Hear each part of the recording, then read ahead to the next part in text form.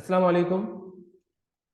आज हम एक न्यूमेरिकल सॉल्व कर रहे हैं जिसके अंदर हम direct income statement, balance sheet and closing entries बनाएंगे। मतलब कि पूरे अकाउंटिंग साइकिल को परफॉर्म किए बगैर हम ये तीन चीज़ें कैसे कंस्ट्रक्ट करेंगे ये हम देख रहे हैं, क्योंकि ज़्यादातर जो एग्जामिनेशन होता है, असेसमेंट जो भी होती है, उसमें इनकम स्टेटमेंट, बैलेंस शीट और क्लोजिंग एंट्रीज पर ज़्यादा जोर होता है जो एग्जामिनर होता है उसका। इसी वजह से ये डायरेक्ट बनाने आने चाहिए। तो देखें, ये जो हमारे पास न्यूमेरिकल है ये परपीचुअल इन्वेंट्री सिस्टम का हमने लिया है। तो सबसे पहले अकाउंटिंग साइकिल में ना जो भी न्यूमेरिकल आपको देगा, आपको ये आइडेंटिफाई करना पड़ेगा कि सर्विसिंग बिजनेस का है, ट्रेडिंग बिजनेस का है या मैन्युफैक्चरिंग बिजनेस का है। और ट्रेडिंग बिजनेस में आपको एक और चीज आइडेंटिफाई करनी पड़ती है कि ये परपीचुअल इन्वेंट्री सिस्टम के तहत चल रहा है बिजनेस या पेरियोडिक इन्वेंट्री सिस्टम के तहत। तो ये जो हमारे पास क्वेश्चन है ये परपीचुअल इन्वेंट्री सिस्टम के तहत चल रहा है। हमने ये कैसे आइडेंटिफाई किया कि हमारे ट्रायल बैलेंस में देखिए कॉस्ट ऑफ गुड्स सोल्ड का टाइटल मौजूद है। कॉस्ट ऑफ गुड्स सोल्ड का टाइटल मौजूद होने का सबूत, मतलब यही कॉस्ट ऑफ गुड्स सोल्ड के टाइटल के मौजूद होने की वजह से हम ये कहते हैं कि ये परपीचुअल इवेंट सिस्टम का क्वेश्चन है। क्योंकि cost of goods sold already मौजूद होने का मतलब ये होता है कि साल के दौरान कॉस्ट ऑफ गुड्स सोल्ड को ट्रेस किया जा सकता है और ये सिर्फ परपीचुअल इवेंट सिस्टम में पॉसिबल है। ऐसे केस में ये जो हमें मर्चेंडाइज इन्वेंट्री नजर आ रही होती है ना, ये हमारी एंडिंग इन्वेंट्री होती है। जब आप पेरियोडिक का अकाउंटिंग साइकिल करेंगे तो ये मर्चेंडाइज इन्वेंट्री हमारी बिगनिंग इन्वेंट्री होती है जो ट्रायल बैलेंस में होती है। फिलहाल ये हमारी एंडिंग इन्वेंट्री है। तो हमेशा परपीचुअल इन्वेंट्री सिस्टम के अंदर मौजूद जो ट्रायल बैलेंस में इन्वेंट्री होगी वो एंडिंग इन्वेंट्री होती है। और एंडिंग इन्वेंट्री कहाँ जाती है? बैलेंस शीट में जाती है। इनकम स्टेटमेंट में ऐसा कोई काम नहीं है क्योंकि कॉस्ट ऑफ गुड्स सोल्ड यहाँ डिटरमिन हुई भी है। बहरहाल अब हम काम शुरू करते हैं। तो देखिए, सबसे पहले क्वेश्चन में ना आपको एडजस्टमेंट बनानी पड़ेगी अगर एडजस्टमेंट दी हुई है तो यहाँ पे देखिए 6 एडजस्टमेंट मौजूद है। तो पहले इन 6 एडजस्टमेंट को आपको कंस्ट्रक्ट करना पड़ेगा। तो सबसे पहली एडजस्टमेंट क्या लिखी हुई है? Commission is unearned. इनका अकाउंटिंग पीरियड कब एंड हो रहा है? December 31, 2020। कुछ नहीं बताया तो अकाउंटिंग पीरियड पूरे साल का ही होगा, 12 महीने का मतलब। तो कमीशन अनअर्न्ड है 15,000 से। अब आपको देखें ये जो एडजस्टमेंट होती है ना अनअर्न्ड वाली, ये डेफर्ड रेवेन्यू वाली एडजस्टमेंट है। तो इसके लिए आपको पहले जाके देखना पड़ेगा कि इनिशियली आपने क्या रिकॉर्ड किया हुआ है। अगर आप इनिशियली जाके देखें तो ट्रायल बैलेंस में आपने अनअर्न्ड कमीशन को रिकॉर्ड किया हुआ है। अब अनअर्न्ड कमीशन जो है वो लायबिलिटी है और इनिशियली जब भी लायबिलिटी रिकॉर्ड हुई होती है तो लायबिलिटी को कम करके इनकम बनाया जाएगा, यानी इनकम को बढ़ाया जाएगा, लायबिलिटी को कम किया जाएगा। क्योंकि देखिए अनअर्न्ड कमीशन 50,000 रिकॉर्ड हुई है, इसका मतलब है 50,000 से हमने अमाउंट रिसीव किया था कस्टमर से, लेकिन ये कह रहा है कि उसमें अभी भी 15,000 रुपये अनअर्न्ड है। और जब उसमें अभी भी 15,000 रुपये अनअर्न्ड है तो इसका मतलब क्या हुआ कि हमें अपनी लायबिलिटी को कम करके 15,000 करना पड़ेगा और बाकी जो 35,000 रुपये इनकम है ना वो हमने क्या कर ली? अर्न कर ली है। तो इसके लिए हम जाएंगे और यहाँ पर डाटा फॉर एडजस्टमेंट की मदद से यहाँ एंट्री बनाएंगे। तो पहले हम डेट डालेंगे 2020 और December 31 और एडजस्टमेंट नंबर हम बना रहे हैं 1। और 1 एडजस्टमेंट जो है इसमें हमें क्या करना है? अनअर्न्ड कमीशन को कम करना है क्योंकि अनअर्न्ड कमीशन ऑलरेडी रिकॉर्डेड है। यहाँ हम लिख देते हैं कि हम क्या बना रहे हैं? एडजस्टमेंट्स बना रहे हैं। और अनअर्न्ड कमीशन क्योंकि ऑलरेडी रिकॉर्डेड है तो पहले से रिकॉर्ड हुआ हुआ जो होगा उसको हम कम करके डेबिट करेंगे। अनअर्न्ड कमीशन को कम करके हम डेबिट कर देंगे और कमीशन इनकम को बढ़ाकर क्रेडिट कर देंगे। ये हमारी एडजस्टमेंट बन गई। अब इसके लिए आपको अमाउंट चाहिए। तो अमाउंट के लिए आप क्या करेंगे? अमाउंट के लिए आप जाएंगे अपने क्वेश्चन में और इसमें देखें हमारे पास, क्योंकि हमने इनकम को रिकॉर्ड किया तो हम अमाउंट इनकम का चाहिए और यहाँ इनकम का अमाउंट नहीं दिया हुआ, लायबिलिटी का दिया हुआ है। तो ऐसे केस में आप इन दोनों को डिडक्ट कर लेंगे। 50,000 में से 15,000 डिडक्ट करेंगे तो 35,000 से हमारी फर्स्ट एंट्री बन जाएगी। तो हम यहाँ पर आकर जो है वो 35,000 से ये एंट्री बना देंगे, यानी 35,000 से आप ये एंट्री पास करेंगे। ये फर्स्ट एडजस्टमेंट बन गई। देखिए ये मैं आपको समझा रहा हूँ तो इसमें टाइम लग रहा है, लेकिन आप जब खुद करेंगे ना तो बड़ा स्पीडीली हो जाएगा ये। तो नरेशन क्या आ जाएगी हमारी? To record commission income. और ये आपने एडजस्टमेंट पहले भी पढ़ी हुई तो हम लोग क्वेश्चन के लिए बना रहे हैं। ओके, अब आगे आ जाए। दूसरी एडजस्टमेंट क्या है? सिप्लाइज। और सिप्लाइज की एडजस्टमेंट कौन सी होती है? डेफर्ड एक्सपेंस वाली। इसमें भी आपको इनिशियली देखना पड़ेगा कि आपने क्या रिकॉर्ड किया हुआ है। तो देखिए ऊपर हम जाते हैं और हमने देखा कि हमने सिप्लाइज एक्सपेंस रिकॉर्ड किया हुआ है। और जब इनिशियली आपने एक्सपेंस रिकॉर्ड किया हुआ है तो एक्सपेंस को कम करना पड़ेगा आपको। एक्सपेंस को पहले एंट्री बनाए, अमाउंट को छोड़े आप, एक्सपेंस को कम करके क्रेडिट करना होगा और एसेट को बढ़ाकर डेबिट करना होगा। तो हम जाएंगे और यहाँ पर अपनी एडजस्टमेंट बनाएंगे और एक्सपेंस को कम करके क्रेडिट करेंगे और एसेट को बढ़ाकर डेबिट करेंगे, तो सप्लाईज डेबिट हो जाएगा और सप्लाईज एक्सपेंस क्रेडिट हो जाएगा। अब चाहिए आपको अमाउंट, तो अमाउंट के लिए आप जाए जरा अपने क्वेश्चन में, और आपको अमाउंट किसका चाहिए, एसेट का, क्योंकि आप एसेट को रिकॉर्ड कर रहे हैं। तो आप देखें आपको इन्होंने यहाँ नीचे डाटा में एसेट का अमाउंट नहीं दिया, एक्सपेंस का दे रहा है। तो ऐसी कंडीशन में भी आप इन्हें सप्लाईज का अमाउंट है 15,000, इसमें से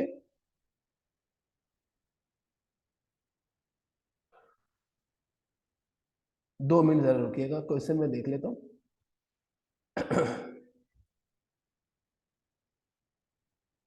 हाँ, तो ये 3,000 की एडजस्टमेंट है, ये थोड़ा एरर हुआ है ना, ये 3,000 की एडजस्टमेंट है, तो हम इसको सही कर लेते हैं। मैं ये देख रहा था कि अमाउंट जो है वो ज़्यादा आ रहा है, 3,000 की एडजस्टमेंट है।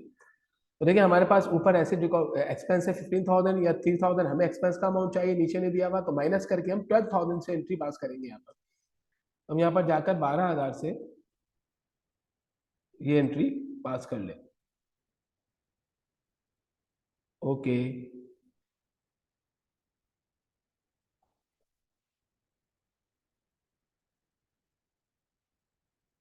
12,000 से हम इस एंट्री को पास करेंगे। अब नरेशन बना देंगे, और नरेशन क्या आ जाएगी, टू रिकॉर्ड सप्लाईज, सप्लाईज को हमने रिकॉर्ड कर लिया। अब इसके बाद एडजस्टमेंट नंबर 3 के लिए हम जाएंगे आगे, और लिखा हुआ है कमीशन रिसीवेबल, ये एक्रूड इनकम की है। तो कमीशन रिसीवेबल मतलब 14,000 से मजीद हमने इनकम अर्न की है लेकिन रिसीव नहीं हुई, तो ये इसमें रिसीवेबल डेबिट होगा और इनकम क्रेडिट होगी, ये आप लोगों को मालूम है। तो हम जा रहे हैं और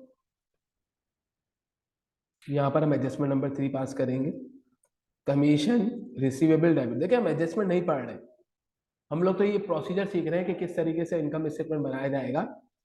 तो एडजस्टमेंट हम आपको पहले ही पढ़ा चुके हैं, एडजस्टमेंट अगर आपको पढ़नी है तो उसके लिए आप कमेंट करें, हम आपको एडजस्टमेंट के बारे में बता देते हैं। जिन लोगों ने एडजस्टमेंट नहीं पढ़ी हुई उनको बता सकते हैं।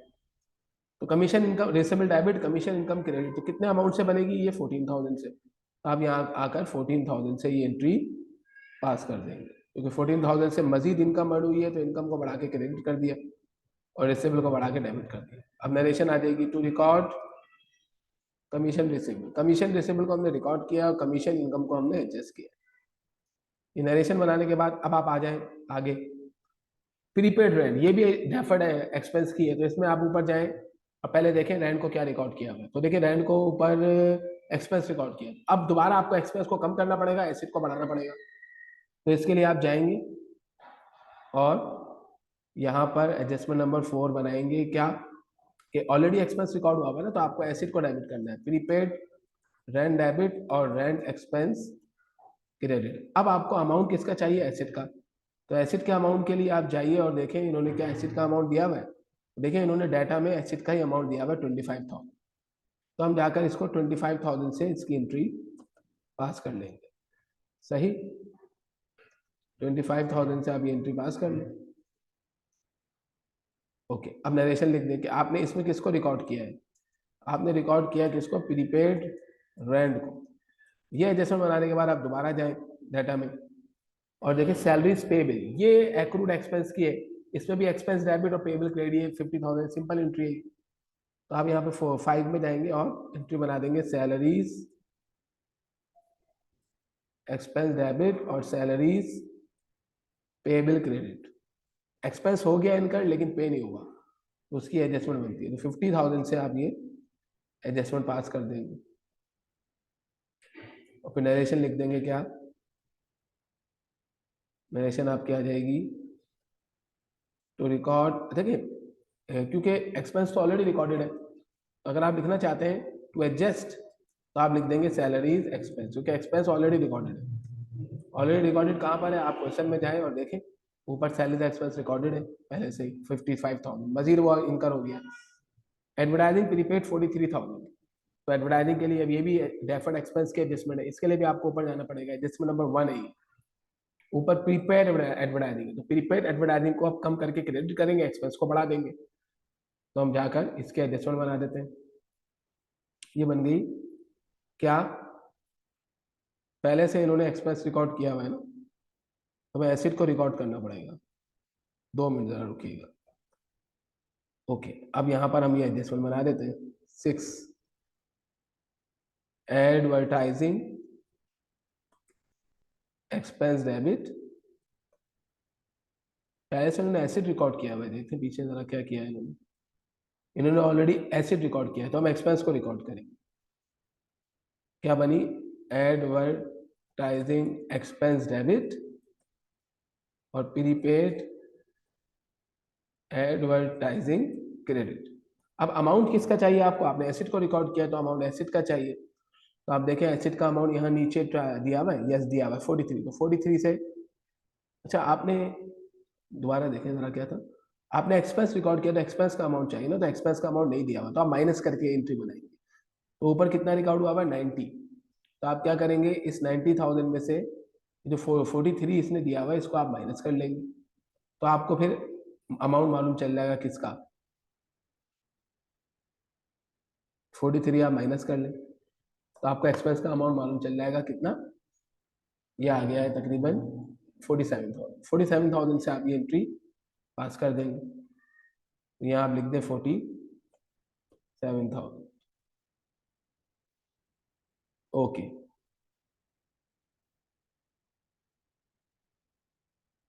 ये हमारी एडजस्टमेंट बन गई।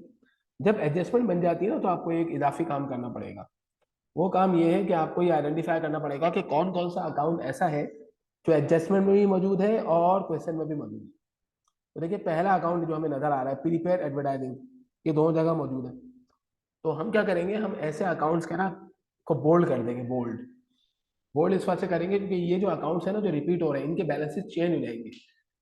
इनके ना बैलेंस शीट एडजस्टमेंट वाले आएंगे ना ट्रायल बैलेंस वाले आएंगे, तो हम इनको बोल्ड कर देते हैं। एक तो ये हमारा बोल्ड हो गया प्रीपेड एडवर्टाइजिंग का। इसके अलावा अब मैंने कैसे पहचाना, आप देखें यहाँ प्रीपेड एडवर्टाइजिंग आपको नजर आएगा, तो आप इधर प्रीपेड एडवर्टाइजिंग को भी बोल्ड कर देते। ये तो बोल्ड ऑलरेडी हुआ, इसको हम कलर चेंज कर देते हैं इसका। सही, तो इसका कलर चेंज करके हम ब्लैक कर देते हैं। और वहां पे देखें और कौन सा अकाउंट है जो दोनों जगह, सैलरीज एक्सपेंस भी दोनों जगह आया है। इसके अलावा सप्लाईज एक्सपेंस भी दोनों जगह मौजूद है, जो एडजस्टमेंट और ट्रायल बैलेंस दोनों जगह मौजूद है। रेंट एक्सपेंस भी दोनों जगह मौजूद है। इसके अलावा रेंट कमीशन भी दोनों जगह मौजूद है। तो ये कितने हो गए हमारे पास? 5 अकाउंट यहाँ पे हो गए। अब यही अकाउंट आपको यहाँ भी नजर आएंगे, इनको हम कलर चेंज कर देते हैं इसका। जैसे सैलरीज एक्सपेंस है, इसका हम कलर चेंज कर देते हैं। और रेंट एक्सपेंस है, इसका आप कलर चेंज कर दें। और इसके अलावा कमीशन इनकम तो नहीं है, सप्लाईज एक्सपेंस है और अनर्न कमीशन है। ये हमने 1 2 3 4 5 अकाउंट्स रिपीट हो रहे हैं, जो ट्रायल बैलेंस में भी थे एडजस्टमेंट में भी है। अब इन अकाउंट्स को आपको कंस्ट्रक्ट करना पड़ेगा, यानी आप जाएंगे लेजर में इन अकाउंट्स को बनाएंगे। तो इन अकाउंट में सबसे पहले देखिए अनर्न कमीशन बनेगा। तो बनाने का तरीका ये होता है अकाउंट्स को कि आप जाएं और पहले क्वेश्चन में देखें कि अनर्न कमीशन का बैलेंस कितना था, 50,000। और फिर आप इधर आए और यहाँ पे पहले डेट डालें 2020 दिसंबर 31, और ये बैलेंस है हमारा। तो आप बैलेंस कॉपी करें, कितना बैलेंस था 50,000। अब आप करेंगे ये कि अपनी सारी एडजस्टमेंट जो है ना इस पर पोस्ट करेंगे। तो आप जाएं जरा देखें एडजस्टमेंट में अनर्न कमीशन कहाँ कहाँ आ रहा है। अनर्न कमीशन 35,000 डेबिट हो रहा है एंट्री नंबर 1 में। तो आप जाएं, अच्छा अनर्न कमीशन का जो बैलेंस है क्योंकि लाइबिलिटी है तो इसका बैलेंस कहाँ पर आता है, क्रेडिट में आता है, डेबिट में नहीं आता। क्रेडिट में लिखेंगे तो क्या लिखेंगे, यही जो बैलेंसेज हैं इनको हम यहाँ से रिमूव कर देते हैं, ये क्रेडिट में आएंगे। 2020 दिसंबर 31 बैलेंस 50,000। अब ये हमारे पास क्या हो रहा है, एंट्री में डेबिट हो रहा है। तो आप पहले यहाँ पे डेट डालें 2020 दिसंबर 31, एंट्री नंबर 1 में डेबिट हो रहा है। कितने से एडजस्टमेंट में डेबिट हो रहा है 35,000 से, पीछे हम देख के आ रहे हैं 35,000 से इसको आप अब इसका बैलेंस निकालें। अब देखिए क्रेडिट में ज़्यादा है या डेबिट में ज़्यादा है, तो ऑब्वियसली क्रेडिट में ज़्यादा है। तो आप 50,000 में 35,000 लेस करेंगे, इसका बैलेंस आ गया 15,000। This is the final balance, ये बैलेंस हो गया। अच्छा अगर कोई अकाउंट इधर ट्रायल बैलेंस में हो और एडजस्टमेंट में हो तो उनको तो आप बनाएंगे, लेकिन अगर कोई एडजस्टमेंट में भी एक से ज्यादा मरतबा आ जाए तो उसे भी बनाया जाएगा। जैसे कमीशन इनकम नजर आ रहा है आपको, ये भी देखें, ये एडजस्टमेंट में रिपीट हो गया, तो इसका भी तो बैलेंस चेंज हो जाएगा ना। इसका बैलेंस इन दोनों को सम करके, मतलब हाँ सम करके ही आएगा इस दफा। सही है। तो अभी हमें सेकंड अकाउंट बनाना है कमीशन इनकम का। तो कमीशन इनकम आप देखें, आपके ट्रायल बैलेंस में कहीं नहीं है, लेकिन एडजस्टमेंट में है। पहली एडजस्टमेंट में 35,000 से क्रेडिट हो रहा है, तो आप यहाँ पर आएंगे और पहले बैलेंस लिखेंगे। बैलेंस तो इसका है ही नहीं, आप एडजस्टमेंट पोस्ट करेंगे। बैलेंस लिखना पहले होता है, लेकिन क्योंकि बैलेंस नहीं है तो आप डायरेक्ट एडजस्टमेंट पोस्ट करें और यहाँ लिख दें एडजस्टमेंट नंबर 1 में ये क्रेडिट हो रहा है कितने से, ये क्रेडिट हो रहा है 35,000 से। और फिर आप जाएं, पहले इसको 35,000 करें और फिर आप जाएं अपनी एडजस्टमेंट में और जाके देखें कि आपका कमीशन इनकम फिर देखें 14,000 से क्रेडिट हो रहा है। तो आप जाएं और इसको दोबारा से एडजस्टमेंट नंबर 2 में, एडजस्टमेंट नंबर 2 में एडजस्टमेंट में इसको क्रेडिट करें कितने से, 15,000 से आए थे। देख लेते हैं, 14,000 से एडजस्टमेंट नंबर 3 में हो रहा है। तो आप एडजस्टमेंट नंबर 3 करें इसको, 3 में, एडजस्टमेंट नंबर 3 में 14,000 से क्रेडिट हो रहा है। इसके अलावा हमारे पास कमीशन इनकम कहीं भी नहीं आ रहा। तो भाई इसका बैलेंस निकाल लेंगे, इसको सम कर लेंगे, ये दोनों ऐड हो जाएंगे, यानी 35,000 प्लस 14,000, ये आपका बैलेंस आ गया 49,000 कमीशन इनकम का। इसके बाद नेक्स्ट अकाउंट हमें कौन सा बनाना है, इसके अलावा हमारे पास देखें और भी अकाउंट्स हैं। Supply salary expense, supply expense, मैंने क्या किया है, मैंने पहले से ना अकाउंट लिखनी है सप्लाई एक्सपेंस वगैरह, ताकि हमें आसानी हो। तो पहले सप्लाई एक्सपेंस को ट्रायल बैलेंस में देखें, इसका बैलेंस है 15,000। तो आप लेजर में जाएं और इसका पहले बैलेंस लिखें। क्या लिखेंगे आप, 2020 दिसंबर 31, और इसका बैलेंस आ जाएगा। और इसका बैलेंस कितना है, इसका बैलेंस आपको नजर आ रहा है सप्लाईज एक्सपेंस का 15,000। तो आप यहाँ पर जाके 15,000 इसका पहले बैलेंस लिखें, फिर इसकी एडजस्टमेंट पोस्ट करें। एडजस्टमेंट में देखें सप्लाईज एक्सपेंस क्रेडिट हो रहा है कितने से, 12,000 से, तो आप क्रेडिट कर दें इसको 12,000, और इसका बैलेंस सप्लाईज एक्सपेंस का डेबिट में आएगा। सही है। अब ये आप 2020 दिसंबर 31, एंट्री नंबर कौन सी थी, एंट्री नंबर 2 थी आई थी, देखें जरा, एंट्री नंबर 2 में सप्लाई एक्सपेंस क्रेडिट हो रहा है कितने से, 12,000 से। तो एडजस्टमेंट में क्रेडिट हो रहा है 12,000 से। इसके अलावा सप्लाईज एक्सपेंस कहीं पर भी नहीं है, तो इसको क्रेडिट कर दें। अब इसको बैलेंस निकाल लें आप।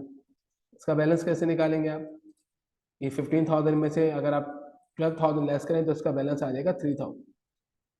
तो आप 3,000 इसका बैलेंस लिख दें। ये भी हमारे पास हो गया। अगला अकाउंट रेंट एक्सपेंस का है, तो आप देखें आपके पास ये रेंट एक्सपेंस भी मौजूद है 40,000 से ट्रायल बैलेंस में। तो आप जाएंगे और पहले इसका बैलेंस लिखेंगे 40,000, 2020 दिसंबर 31, और इसका बैलेंस आ जाएगा 40,000। ये बैलेंस लिखने के बाद अब आप जाएंगे और एडजस्टमेंट में चेक करेंगे कि एडजस्टमेंट में क्या हो रहा है, रेंट एक्सपेंस को। तो रेंट एक्सपेंस एडजस्टमेंट ऑफ 4 में 25,000 से क्रेडिट हो रहा है। तो आप जाएं और 25,000 से इसको एडजस्टमेंट में आप क्रेडिट करें, डेट डालें 2020 दिसंबर 31, और ये एंट्री नंबर देख लें आप, एंट्री नंबर 4 है। तो एंट्री नंबर 4 में ये आ गया हमारे पास। अब इसका बैलेंस निकाल लें, क्योंकि इसकी और कोई पोस्टिंग तो है ही नहीं। इसका बैलेंस कैसे निकलेगा, इसका बैलेंस निकालेंगे 40 में से 25,000 लेस करेंगे तो बैलेंस आ जाएगा इसका 15,000। ये भी बन गया। इसके बाद नेक्स्ट अकाउंट आपको बनाना है सैलरीज एक्सपेंस का। तो आप जाके देखें सैलरीज एक्सपेंस आपको डेबिट में नजर आ रही है 55,000। तो आप पहले क्या करेंगे, इसका बैलेंस लिखेंगे 55,000, ये मैंने लिख दिया इसका बैलेंस 55,000। अब आप एडजस्टमेंट में जाके देखें, तो एडजस्टमेंट में देखें सैलरीज एक्सपेंस आपका डेबिट हो रहा है 50,000 से। तो आप वापस जाएं और इसको डेबिट करें, एंट्री नंबर 5 में आए थे एडजस्टमेंट में 50,000 से इसको आप मजीद डेबिट कर देंगे। अब इसका बैलेंस निकालेंगे तो इसका बैलेंस क्या आ जाएगा, इसका बैलेंस आ जाएगा 1,05,000, क्योंकि दोनों ऐड हो जाएंगे 50 और 55, 1,05,000। सही, ये एडजस्टमेंट नंबर 5 ही थी आई थिंक। यस, इसके बाद हमें नेक्स्ट अकाउंट कौन सा बनाना है, नेक्स्ट अकाउंट दो जगह रिपीट हो रहा है, वो है प्रीपेड एडवर्टाइजिंग। तो आप पहले जाएंगे क्वेश्चन में देखिए प्रीपेड एडवर्टाइजिंग 90,000 से डेबिट हो रहा है, तो आप यहाँ पर इसको डेबिट करेंगे 90,000 से। ये हमने कॉपी किया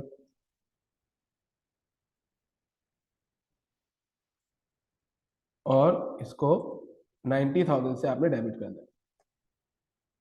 अब एडजस्टमेंट में जाएं आप और एडजस्टमेंट में देखें ये हमारे पास प्रीपेड एडवर्टाइजिंग क्रेडिट हो रहा है 47,000 से, तो आप इसको 47,000 से क्रेडिट कर देंगे। एडजस्टमेंट नंबर 6 में हो रहा है, तो आप 6 में कर दें इसको क्रेडिट। यहाँ पे डालें आप, इधर इधर लिखिए 6, एडजस्टमेंट नंबर 6।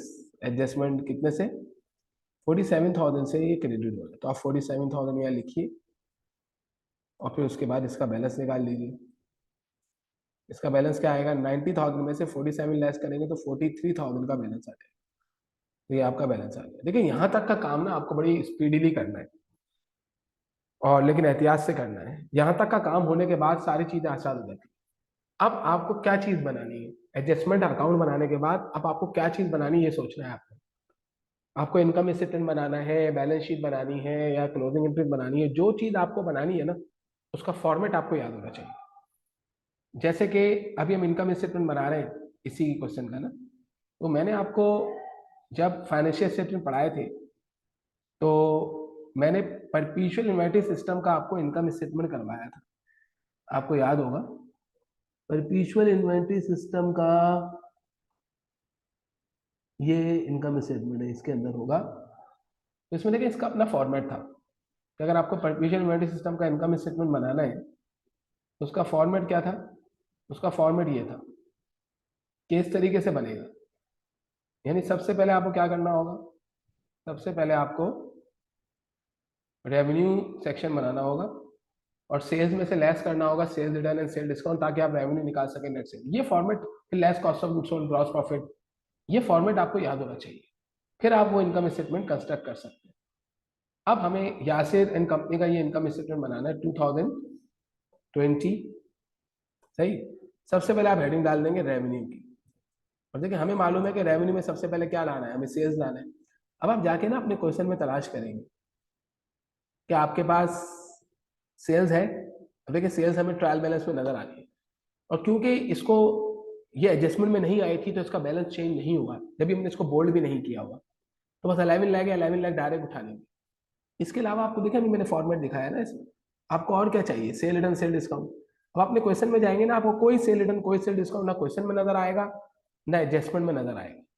तो फिर बस सही है, हम इनकम स्टेटमेंट बनाने के लिए बस सेल्स ही लेके चले जाएंगे और 11 लाख, 11 लाख की सेल है, आप ये लेके चले जाएं और यही आपकी क्या बन जाएगी, नेट सेल, क्योंकि सेल रिटर्न सेल डिस्काउंट नहीं। अब इसमें से आपको लेस कर लेना कॉस्ट ऑफ गुड्स सोल्ड। और परपेचुअल इन्वेंटरी सिस्टम की एक खूबी होती है कि इसमें कॉस्ट ऑफ गुड्स सोल्ड आपको ट्रायल बैलेंस में नजर आएगा। अब आप जाएं देखें ट्रायल बैलेंस में, देखें आपको कॉस्ट ऑफ गुड्स सोल्ड नजर आ रहा है, ये नजर आ रहा है 7 लैक्स। और क्योंकि इस पर टिक नहीं लगा हुआ, मतलब कि ये डबल हमने इसको बोल्ड नहीं किया हुआ या एडजस्टमेंट में नहीं आया, तो इसका बैलेंस 7 लाख ही रहेगा। तो आप जाकर इसको इनकम स्टेटमेंट में डायरेक्ट 7 लाख लिखकर माइनस कर देंगे, 7 लाख आप इसमें से माइनस कर दें। और जब आपको मालूम है कि आपने रेवेन्यू कितनी कमाई है 1 लाख, जबकि आपका कॉस्ट ऑफ गुड्स सोल्ड कितना है 7 लाख, तो आपकी इनकम कितनी हो गई 4 lakh. But this is not the final profit, this is gross profit. अब इसमें से आपको अपने ऑपरेटिंग एक्सपेंसेस लेस करना है। अब जिसको फॉर्मेट याद है इनकम स्टेटमेंट का, वो क्या करता है, वो हर चीज जो जो उसे चाहिए वो कहाँ कहाँ पर सर्च करेगा, उन चीजों को सर्च करेगा क्वेश्चन में, एडजस्टमेंट में और अकाउंट में। अगर जो चीज़ उसको चाहिए वो क्वेश्चन में मौजूद है और बोल्ड हुई हुई है या आपने टिक लगाया है उस पर, ये बताने के लिए कि वो जो चीज़ है वो चेंज हो गई है, तो आप उसको लेजर से उठाइए, इधर से बैलेंसेज उठाइए W2 W1 वगैरह। लेकिन अगर वो यहाँ पर है जैसे कॉस्ट ऑफ गुड्स और उसको हमने बोल्ड नहीं किया हुआ या टिक नहीं लगाया हुआ, इट मीन्स वो चेंज नहीं हुआ, तो उसको यहीं से उसका बैलेंस ले लेंगे। लेकिन अगर जो चीज़ हम तलाश कर रहे हैं वो हमें ट्रायल बैलेंस में मिले ही ना, तो आप उसको एडजस्टमेंट से देखेंगे, और एडजस्टमेंट में भी अगर टिक वगैरह लगा हुआ है तो उसे अकाउंट से उठाएंगे, वरना उसे एडजस्टमेंट से ही उठा लेंगे।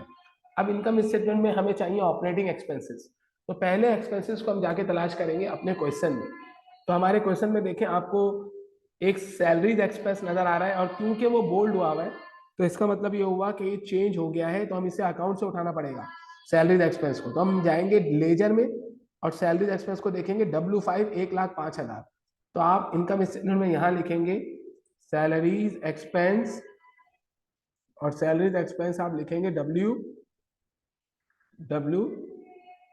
कौन सा था ये, W5 लिखकर 1,05,000 रुपये इसका अमाउंट था, 1,05,000 रुपीज आप लिख देंगे। इस तरीके से आपने एक्सपेंस उठा लिया। दूसरा एक्सपेंस हमें नजर आ रहा है यहाँ पे सप्लाइज एक्सपेंस, क्योंकि इस पे भी, इसे भी बोल्ड किया हुआ है, इसका मतलब इसे भी अकाउंट से उठाना। और सप्लाइज एक्सपेंस देखें हमें नजर आ रहा है W3 3,000, तो आप इधर लेके जाएंगे सप्लाइज एक्सपेंस और W3 3,000 रुपये, ये आप लेके चले जाएंगे इसमें 3,000। इसके बाद आपको क्या चाहिए, इसके बाद आपको अगला एक्सपेंस चाहिए, और यहाँ पर हमें कोई और एक्सपेंस रेंट एक्सपेंस नजर आ रहा है 40, लेकिन इसको भी बोल्ड किया हुआ है। तो फिर रेंट एक्सपेंस को आप कहाँ से उठाएंगे, रेंट एक्सपेंस को आप लेजर से उठाएंगे। रेंट एक्सपेंस W4 15,000, तो आप यहाँ लिखेंगे रेंट एक्सपेंस W4 15,000, ये आपने इसे भी ले लिया। अब आपको एक्सपेंसेस मजीद देखने ट्रायल बैलेंस में देखें आप, कोई और एक्सपेंस हमें यहाँ नजर नहीं आ रहा। अब आपको सारे एक्सपेंसेस कहाँ से उठाने, यहाँ से। तो आप देखें आपको कोई एक्सपेंस नजर आ रहा है यहाँ पे, सप्लाई एक्सपेंस ले लिया है हमने, रेंट एक्सपेंस ले लिया, सैलरीज एक्सपेंस भी ले लिया, एडवर्टाइजिंग एक्सपेंस नजर आ रहा है 47,000। तो हम यहाँ पर आएंगे और एक एक्सपेंस लिखेंगे एडवर्टाइजिंग एक्सपेंस, और वो कितना नजर आया आपको 47,000, ये भी आपने ले लिया। अब मजीद आप सर्च कर ले, कोई और एक्सपेंस आपको नजर नहीं आएगा। तो इन तमाम एक्सपेंसेस को हम कर लेंगे सम, इनको सम करके यहाँ लिखेंगे और लेस कर लेंगे अपने प्रॉफिट में से। इसे हम बोलेंगे क्या, टोटल ऑपरेटिंग एक्सपेंसेस। ये हमारे आगे टोटल ऑपरेटिंग एक्सपेंसेस, सही। अब इनको हम लेस कर लेंगे, तो हमारे पास देखें, वैसे तो अगर हम अपने ग्रॉस प्रॉफिट में से एक्सपेंसेस को लेस करें और एक्सपेंसेस क्या हो, कम हो, अभी यहाँ पे एक्सपेंसेस क्या है, कम है, ग्रॉस प्रॉफिट ज्यादा है तो इनकम होगी, लेकिन ये नेट इनकम कहलाती है वैसे। लेकिन अगर आपके पास कोई और रेवेन्यू मौजूद हो तो उस इनकम में ऐड कर लेना चाहिए। अब हमारे इस क्वेश्चन में ना, अगर आप देखें तो आपको एडजस्टमेंट में एक इनकम नजर आ रही है कमीशन इनकम, और वो भी बोल्ड हुई हुई है। इसका मतलब है कमीशन इनकम का अकाउंट मौजूद होगा। कमीशन इनकम देखें, ये अदर इनकम है 49,000 W2। तो आप क्या करेंगे, इस इनकम को लिखेंगे इनकम बिफोर अदर इनकम, और इसमें ये अदर इनकम क्या कर लेंगे आप ऐड, या इनकम बिफोर कमीशन इनकम लिख लें आप, कमीशन इनकम, और इसमें ऐड कर लेंगे आप ये अपनी इनकम। आप लिखेंगे ऐड कमीशन इनकम W। ये W2 वगैरह जो हम लिख रहे हैं ना, ये हम रेफरेंस दे रहे हैं कि आपको अगर ये जानना है कि कमीशन इनकम इतना कहाँ से आया, तो आप इधर देखने जाते। तो आप देखें कमीशन इनकम का बैलेंस है 49,000, तो आप इधर प्लस करेंगे 49,000 अपनी इनकम में। अब आपकी फाइनल इनकम आ जाएगी, that is your net income. तो आप इन दोनों को सम कर लें, this is your net income, इसको आप लिख लेंगे नेट इनकम। इस तरीके से देखें आपका इनकम स्टेटमेंट तैयार हो गया। तो इनकम स्टेटमेंट तैयार करने के लिए पहले हमने क्या किया, रेवेन्यूज में से कॉस्ट ऑफ गुड्स को लेस किया। ये सारी चीजें कहाँ कहाँ से उठानी है, क्वेश्चन में से, ट्रायल बैलेंस में से, एडजस्टमेंट में से, अकाउंट में से। और देखिए ये हमने क्वेश्चन जो है ना ऑलरेडी सॉल्व किया हुआ है, जिसका सोल्यूशन मैं आपको भेजूंगा। सही, यासिर एंड कंपनी का क्वेश्चन हमने सॉल्व किया हुआ है, आई थिंक ये हमने सॉल्व किया हुआ है। तो ये आपको फ्यूचर भी, मैं जब ये सॉल्व कर लूँगा, अगर आप चाहते हैं तो मैं आपको सेंड भी कर सकता हूँ। तो इसके अंदर देखें हमारी, हमने इनकम स्टेटमेंट बनाया था और इसमें कमीशन इनकम 49,000, तो इसमें कुछ एरर हुआ हुआ है कि सप्लाईज एक्सपेंस 3,000, रेंट एक्सपेंस 8,000, सही है। 1,25,000 का एक्सपेंस है। मुझे असल में शक हो रहा था कि हमारा जो है वो थोड़ा प्रॉब्लम है। सैलरीज एक्सपेंस का अकाउंट जो है,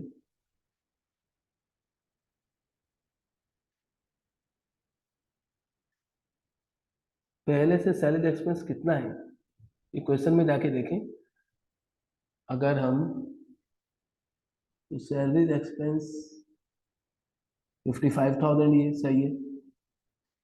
और एडजस्टमेंट में सैलरीज एक्सपेंस 5,000 है ना, सैलरी में ये एडजस्टमेंट जो है इसके अमाउंट में फर्क था। सही है, हम उससे करेक्ट कर लेते हैं। तो आइए, ये सैलरी एक्सपेंस का क्वेश्चन के अंदर जो हमने लिखा हुआ है ना यहाँ पर, ये 50,000, ये असल में कितना है, 5,000 है। ओके, तो इसकी वजह से हमारी एडजस्टमेंट जो है सैलरीज वाली, वो भी कितने से हो जाएगी, 5,000 से हो जाएगी, और ये भी 5,000 से हो जाएगा। अब अकाउंट जो हमने बनाया है लेजर में, उसमें सैलरी एक्सपेंस यहाँ पे 5,000 आएगा, तो ये कितना हो जाएगा, 60,000। सही। अब आपके इनकम स्टेटमेंट में जो आपने सैलरी एक्सपेंस लिखा है, तो ये 60 आ जाएगा। अब आपकी वही इनकम आ जाएगी। सही है, तो ये करेक्ट हो गया। तो ये टाइपिंग एरर की वजह से देखें प्रॉब्लम आ सकती है। तो हमने देखा कि इनकम स्टेटमेंट अगर हमें बनाना हो तो हमें क्या करना होगा, एडजस्टमेंट बनानी पड़ेंगी, अकाउंट बनाने पड़ेंगे, और फिर इनकम स्टेटमेंट का फॉर्मेट हमें याद होना चाहिए। जो जो चीज़ें हमें चाहिए वो हम पहले ट्रायल बैलेंस में तलाश करेंगे, वहां पर टिक लगा हुआ हो तो अकाउंट से उठाएंगे, वहां टिक नहीं लगा हुआ हो तो वहीं से उठाएंगे, और अगर वहां ना हो तो एडजस्टमेंट में तलाश करेंगे, एडजस्टमेंट में टिक लगाओ तो फिर अकाउंट से उठाएंगे, एडजस्टमेंट में टिक नहीं लगा हुआ तो डायरेक्ट एडजस्टमेंट से उठाकर इनकम स्टेटमेंट में लिख देंगे। अब इसके बाद हमें क्या बनानी होती है, क्लोजिंग एंट्रीज। क्लोजिंग एंट्रीज का वही हमारा तरीका है। क्लोजिंग एंट्री बनाते वक्त आप क्या करेंगे, ये काफी है। क्लोजिंग एंट्री बनाते वक्त आप सबसे पहले यहां पर लिखेंगे कि आप क्या बना रहे हैं, क्लोजिंग एंट्रीज, और फिर यहाँ डेट डालेंगे 2020 दिसंबर 31, और ये पहली क्लोजिंग एंट्री बनाएंगे। फर्स्ट क्लोजिंग एंट्री बनाते वक्त आपको क्या करना होता है, ये इनकम स्टेटमेंट की मदद से ही बन जाती है, क्योंकि पहली क्लोजिंग एंट्री में सारे रेवेन्यू के अकाउंट्स को आपको डेबिट कर देना होता है। तो हमारे पास यहाँ देखें, एक रेवेन्यू का अकाउंट कौन सा है, सेल्स, और एक रेवेन्यू का अकाउंट है कमीशन इनकम। तो इन दोनों को डेबिट करके क्लोज कर देंगे आप। तो क्लोजिंग हम पढ़ चुके हैं, बस हमें डायरेक्ट बनानी है, sales debit, commission income, W2 debit. Sales कितने से डेबिट होगा वो हम देख चुके हैं पीछे, 11 लाख से हमारी सेल्स डेबिट हो जाएगी, 49,000 से हमारा ये जो है कमीशन इनकम डेबिट हो जाएगा, और सामने हम क्या लिख देंगे, income summary. Income summary credit हो जाती है।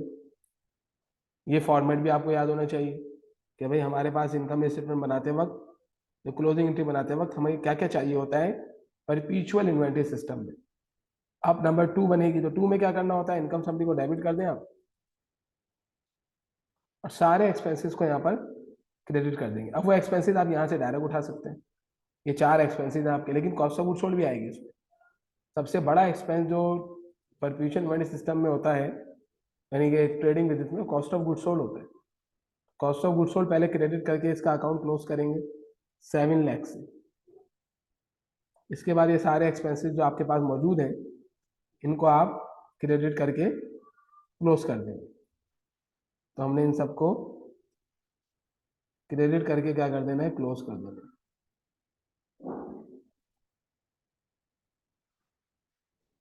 सही।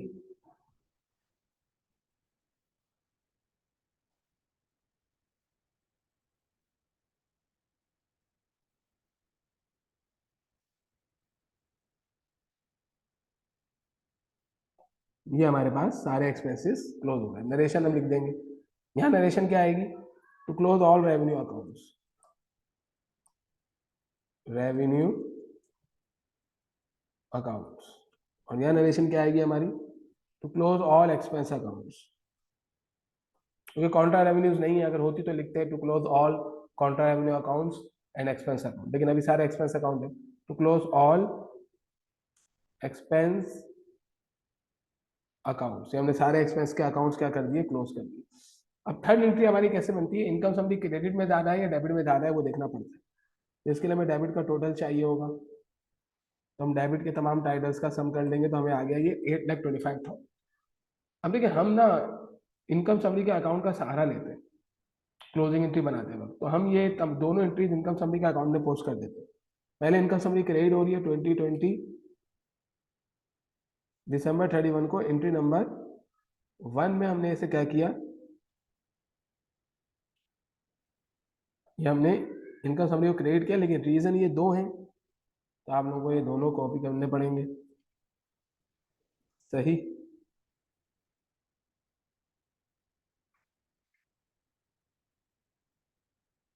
ये हो गए।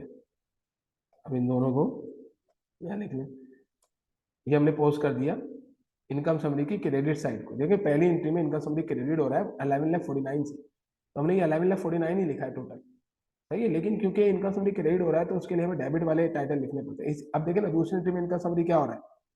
डेबिट हो रहा है, तो हमें डेबिट यहाँ डालना पड़ेगा ना। तो हम यहाँ लिखेंगे 2020 दिसंबर 31 एंट्री नंबर 2। एंट्री नंबर 2 में इनकम समरी क्या हो रहा है? इनकम समरी के ये रीजन है, हम ये लिख देंगे रीजंस पहले। सही। और ये इनके अमाउंट्स हैं, तो ये अमाउंट भी हम डाल देंगे यहाँ पर। ये सब हमने इनकम समरी को क्या कर दिया? डेबिट। तो ये इनकम समरी का डेबिट का जो अमाउंट है ना, वो ये इनको सम करो तो ये बन जाएगा हमारे पास 8,25,000, और ये जो क्रेडिट का अमाउंट है इनको सम करेंगे तो बन जाएगा। अब आपको यहाँ पे ना फुटिंग करनी है, और फुटिंग करके देखना है कि क्रेडिट साइड बड़ी है या डेबिट साइड बड़ी है। तो हम फुटिंग कर लेते हैं। पहले क्रेडिट साइड को फुटिंग करेंगे, फुटिंग हालांकि एंट्रीज में हुई हुई है। ये हमारी क्रेडिट साइड की फुटिंग है, हम डेबिट साइड की फुटिंग करेंगे, तो इसकी फुटिंग भी हमारी एंट्रीज में हुई हुई है। ये फुटिंग आ गई हमारे पास 8,25,000। अब आपको यह देखना है क्रेडिट साइड बड़ी है डेबिट साइड बड़ी है। तो देखिए क्रेडिट साइड हमें बड़ी नजर आ रही है। कितनी बड़ी है इसके लिए आप जो है इनको माइनस कर लें, इस अकाउंट को भी बैलेंस कर लेते हैं ना। आपका ये जो बड़ा अमाउंट है ये इधर आ जाएगा, और यही बड़ा अमाउंट यहाँ भी कॉपी कर लें आप। अब आप इस बड़े अमाउंट में से आप लेस करें इसको। अब आप जब देखेंगे कि भाई ये हमारे पास रेवेन्यूज है और ये हमारे पास एक्सपेंसेस है, तो एक्सपेंसेस से कितनी ज्यादा रेवेन्यू है? 3,24,000। ये वही अमाउंट है जो इनकम स्टेटमेंट में हमारे पास आया था। और इसका मतलब है 3,24,000 से इसका क्रेडिट में बैलेंस ज्यादा है, तो इस अकाउंट को भी क्लोज किया जाएगा। तो इसको क्लोज करने के लिए 3,24,000 से हम डेबिट कर देंगे। तो उसके लिए आप यहाँ एक एंट्री बनाएंगे, एंट्री नंबर 3, और आप क्या करेंगे? इनकम समरी को डेबिट करके क्लोज कर देंगे। और कैपिटल यासिर, अब यासिर इधर ऑनर का नाम है या नहीं तो क्वेश्चन में जाके देख लो पहले। यासिर ऑनर का नाम नहीं है, तो बिजनेस का नाम है, वह सही है, कैपिटल क्रेडिट हो जाएगा। या फिर आप क्वेश्चन में भी और मजीद देख लें, कैपिटल के आगे यासिर लिखा हुआ है यस, तो फिर इसका मतलब है यहाँ पर कैपिटल यासिर आ जाएगा, कैपिटल यासिर क्रेडिट। नरेशन क्या आएगी? अब इधर अमाउंट क्या लिखेंगे आप? देखिए ये जो 3,24,000 का अमाउंट है ना, आप ये डायरेक्ट भी निकाल सकते थे। कैसे? ये क्रेडिट साइड बड़ी है और ये डेबिट साइड है हमारे पास, ये वाली इनकम समरी की, तो बस यही है, इससे आप अमाउंट निकाल सकते हैं। अगर ये अमाउंट बड़ा होता ना डेबिट साइड का, तो ये एंट्री उल्टी बनती है, क्योंकि फिर कैपिटल कम हो जाता है ना, लॉस हो जाता है, क्योंकि एक्सपेंसेस ज्यादा होते हैं। अब नरेशन क्या आएगी? To close income summary account या टू एडजस्ट कैपिटल अकाउंट, ये आपने नरेशन लिख दी। अब इसी को यहाँ पोस्ट करेंगे। आप यहाँ लिखेंगे कि आप एंट्री नंबर 3 पोस्ट कर रहे हैं, और 3 के अंदर इनकम समरी क्या हो रही है? डेबिट। कितने से? 3,24,000 से। तो आप यहाँ 3,24,000 से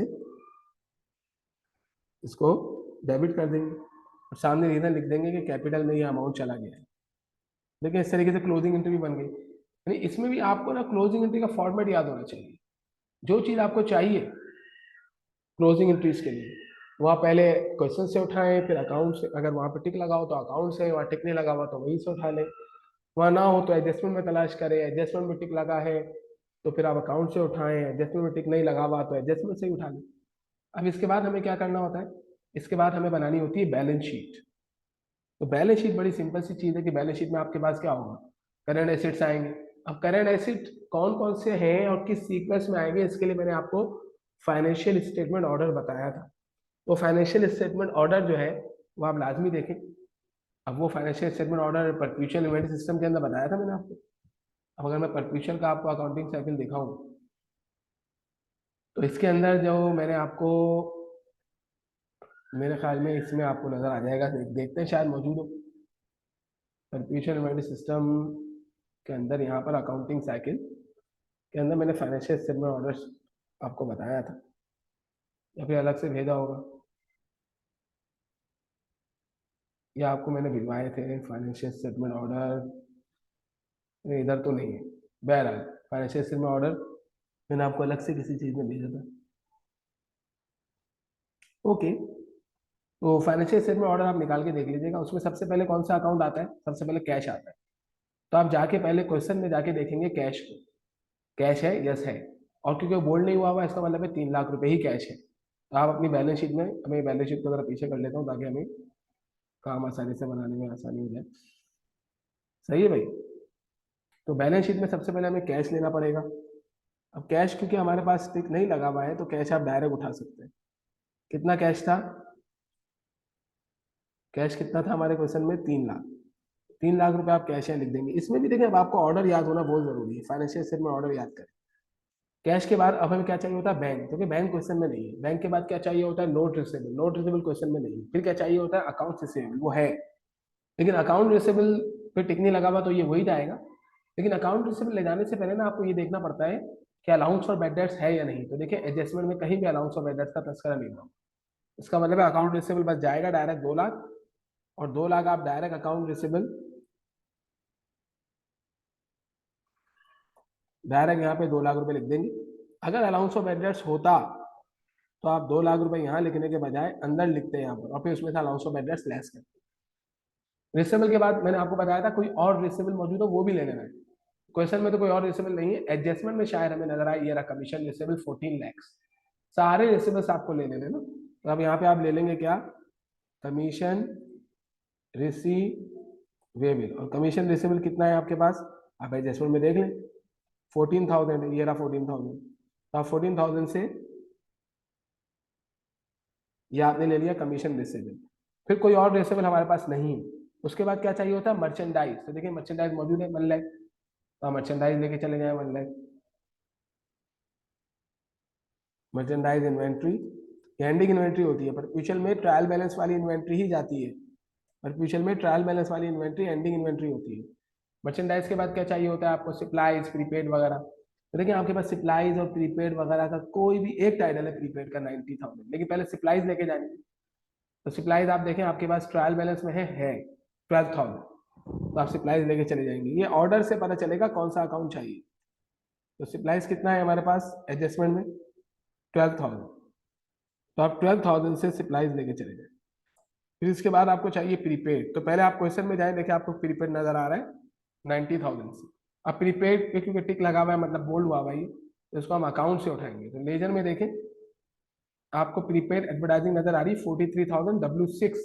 तो आप यहाँ लिख दें प्रीपेड एडवर्टाइजिंग, और ये हो गया W6, और ये कितना है 40, इधर में देखें आप 43,000 से आप ये लेके चले गए। इसके अलावा कोई और प्रीपेड क्वेश्चन में नजर नहीं आ रहा। सही है, तो कोई भी प्रीपेड नहीं है, तो आप इधर आए और यहाँ पे प्रीपेड तलाश करें। तो आपको कोई एसिड, कोई करंट एसिड, प्रीपेड रेंट नजर आ रहा है 25,000, बस प्रीपेड रेंट ही 25,000 नजर आ रहा है। तो आप यहाँ पे प्रीपेड रेंट ले लें, प्रीपेड रेंट 25,000।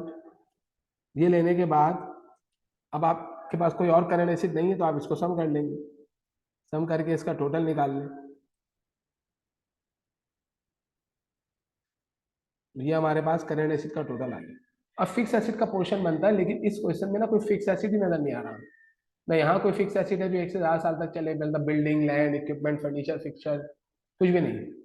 कोई नॉन करंट एसिड हमें नजर नहीं आ रहा, तो बस सही है। फिर हम इक्विटी साइड पर आ जाएंगे। इक्विटी साइड पे पहले हमें लाइबिलिटीज बनानी होती है, तो हमें पहले चाहिए होता है इक्विटी साइड पे नोट्स पेबल। तो नोट्स पेबल क्वेश्चन में भी नहीं है, अकाउंट वगैरह में भी नहीं है। अकाउंट पेबल चाहिए होता है, वो नजर आ रहा है और बोल्ड भी नहीं हुआ हुआ, 1 लाख से अकाउंट पेबल उठा लेंगे। तो आप यहाँ पे लिख देंगे अकाउंट्स पेबल। ये क्वेश्चन करने के बाद ना मैं आपको एक जैसे क्वेश्चंस भेजूंगा, तो आप जो है उनको सॉल्व कीजिएगा। इसी तरीके से होंगे वो भी। अकाउंट्स बनाओ, एडजस्टमेंट बनाओ, फिर डायरेक्ट जो इनकम स्टेटमेंट वगैरह बनाना है उसका फॉर्मेट याद होना चाहिए, उठा उठा के चीजें डाल दो। अकाउंट टेबल कितना नजर आ रहा है भाई आपको? अकाउंट टेबल नजर आ रहा है 1 लाख, तो आप 1 लाख से अकाउंट टेबल लेके चले जाए फर्स्ट यूनिट में। और कोई लाइब्रेरी आपको नजर आ रही है तो आपको पहले इधर से ही देख लीजिए। एक और लाइब्रेरी अनंत कमीशन नजर आ रही है, बोल्ड हुई हुई है, तो लेजर से उठेगी।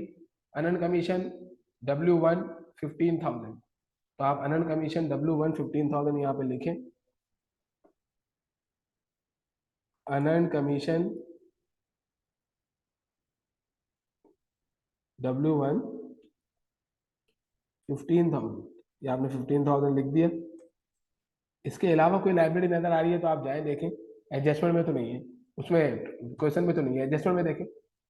एडजस्टमेंट में आपको कोई और लाइब्रेरी नजर आ रही है, सैलरी पेबल नजर आ रहा है 5,000। बस ये आपकी एक ही आखिरी लाइब्रेरी है, सैलरीज पेबल। और आई थिंक ये कितनी है, ये 15,000 है, 5,000 है। 5,000 से आप इसको लेके चले जाएंगे और इसको कर लेंगे आप सम। ये आपकी लाइब्रेरीज हो गई, इनको सम कर ले, टोटल लाइब्रेरीज आ जाएंगी। कोई और लाइब्रेरी है ही नहीं, हमने देख लिया है। इसके बाद ऑनर्स इक्विटी सेक्शन बनाना होता है। ऑनर इक्विटी सेक्शन में पहले आप लिखेंगे कैपिटल, जो आपके ट्रायल बैलेंस में दिया हुआ है वो तो दिया हुआ ही होगा, इस वजह से मैं डायरेक्ट लिख रहा हूँ। कैपिटल बिगिनिंग क्वेश्चन में विदाउट टिक है 2,50,000, इसको लेके चले जाए बैलेंस शीट में। फिर इसमें क्या करना होता है, आपको इनकम को ऐड करना होता है और ड्राइंग को लेस करना होता है। हमारे क्वेश्चन में क्योंकि ड्राइंग है ही नहीं, मेरे ख्याल में ड्राइंग नहीं है, हाँ नहीं है, तो बस इनकम हमारे पास जो आई थी ना इनकम स्टेटमेंट में 3,24,000, ये रही, ये इसमें आप ऐड कर लें तो आपकी एंडिंग ऑनर इक्विटी आ जाएगी। तो नेट इनकम 3,24,000 रुपये आप इसमें ऐड करें तो आपके पास ये टोटल ऑनर्स इक्विटी आ जाएगी। तो आप इधर लिख दें क्या, टोटल ऑनर्स इक्विटी। और टोटल ऑनर इक्विटी आने के बाद अब आप दोनों साइड्स को क्या करेंगे, टोटल। तो देखिए दोनों साइड हमारी बराबर आ रही है, ये एसेट का सम है, ये मैंने लिखा हुआ है, और ये इक्विटी का सम है, इन दोनों को सम कर लिया है, तो ये बैलेंस शीट हमारी बराबर आ गई। तो आपने देखा हमने क्या किया, सबसे पहले क्वेश्चन में जाना है, एडजस्टमेंट्स बनानी है। ये एडजस्टमेंट बनानी पड़ेंगी आपको, ओरल बनाएंगे ना तो मिस्टेक्स होने के चांसेस है। फिर उसके बाद आपको लेजर बनाना है, ये लेजर बनेगा पहले। लेजर में आप जो जो चीज़ें चेंज हो रही है, जो जो अकाउंट्स के बैलेंसेस चेंज हो रहे हैं, उन तमाम अकाउंट के बैलेंसेस को आप निकाल लेंगे, सही है। फिर उसके बाद आप इनकम स्टेटमेंट बनाएंगे, और इनकम स्टेटमेंट में आप क्या करेंगे, फॉर्मेट आपको याद होना चाहिए। और इस फॉर्मेट में क्या चीज़ है कि कॉस्ट ऑफ गुड सोल्ड इसमें डायरेक्ट दिया हुआ होता है, परपेचुअल में तो cost of good sold direct लेके चले जाएं आप। फॉर्मेट अगर आपको परपेचुअल मनी सिस्टम के इनकम स्टेटमेंट का याद है तो आप इजीली ये कंस्ट्रक्ट कर लेंगे। अब इसमें क्या कमी है, इसमें सिर्फ सेल रिटर्न सेल डिस्काउंट नहीं है इस क्वेश्चन में। अब अगर सेल रिटर्न सेल डिस्काउंट वो दे दे तो आप इधर सेल्स में से लेस कर लेंगे। उसके बाद आपको क्लोजिंग एंट्रीज अगर मांगे तो क्लोजिंग एंट्रीज के अंदर क्या करना होता है, वही चीज़ है। फॉर्मेट याद हो आपको कि पहली एंट्री में क्या आता है, दूसरी एंट्री में क्या आता है। तो बैलेंस शीट के लिए आपको ये पता होना चाहिए, करंट एसेट यहाँ आते हैं, फिक्स एसेट यहाँ आते हैं, लाइबिलिटी ऑनर इक्विटी, और इसका ऑर्डर याद होना चाहिए, फाइनेंशियल स्टेटमेंट ऑर्डर। हर चीज़ को आप पहले कहाँ तलाश करेंगे, हर चीज़ जो जो आपको चाहिए फॉर्मेट के मुताबिक पहले क्वेश्चन में तलाश करेंगे। यहाँ हो और टिक लगा है तो अकाउंट से उठाएंगे, लेकिन अगर यहाँ हो और टिक ना लगा हो जैसे अकाउंट टेबल तो यहीं से उठा लेंगे। यहाँ ना हो तो एडजस्टमेंट में तलाश करेंगे, एडजस्टमेंट में हो टिक लगा हुआ हो तो अकाउंट से उठाएंगे फिर, और एडजस्टमेंट में हो टिक नहीं लगा हुआ हो तो वो नया अकाउंट होगा, तो उसको वहीं से उठा लेंगे। इस तरीके से आपके फाइनेंशियल स्टेटमेंट में चाहे वो इनकम स्टेटमेंट मांगे, बैलेंस शीट मांगे या क्लोजिंग एंट्री मांगे, कभी भी एरर नहीं होगा। बस सीक्वेंस से चलना है, एडजस्टमेंट ही बनानी है, अकाउंट भी बनाने, ये तमाम काम करने। अब मैं आपको क्वेश्चंस भेज दूंगा, आप पूछ लीजिएगा मुझसे, क्वेश्चंस के भी क्वेश्चंस भेज दें, मैं आपको क्वेश्चंस भेजूंगा 10-12, उनको आप सॉल्व कीजिएगा, प्रैक्टिस कीजिएगा इसकी, क्योंकि ये एग्जामिनर का बड़ा फेवरेट है, ये आता है पेपर में।